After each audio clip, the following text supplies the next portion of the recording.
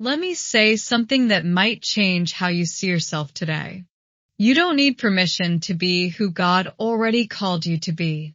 We live in a world that constantly asks for proof. Proof that you're good enough. Proof that you're successful. Proof that your life is going somewhere. And if we're honest, it's exhausting. Somewhere along the way, we start measuring our worth by approval, likes, applause, compliments, recognition. And when those things don't come, we start questioning ourselves. But here's the truth you need to hear today. You don't need validation to be valuable. God already settled your worth before anyone ever formed an opinion about you. The Bible says in Galatians 1 verse 10, "Am I now trying to win the approval of human beings or of God? If I were still trying to please people, I would not be a servant of Christ." That verse reminds us of something powerful. Living for approval will always pull you away from purpose. You don't need everyone to understand you. You don't need everyone to agree with your choices. And you don't need applause to keep going.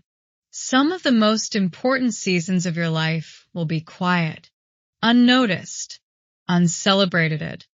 And that doesn't mean they're insignificant. It means God is doing something deep, not something loud.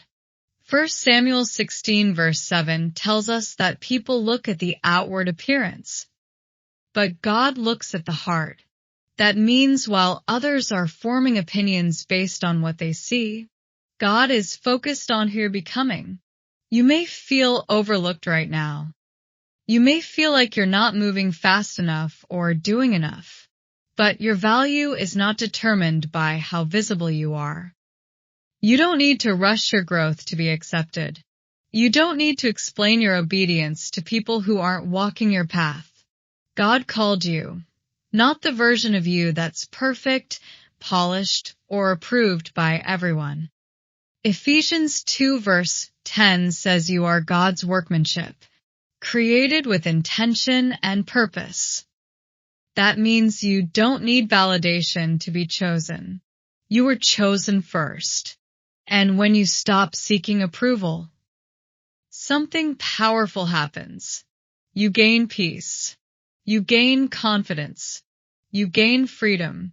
Freedom to obey God even when it doesn't make sense to others. Freedom to grow at your own pace.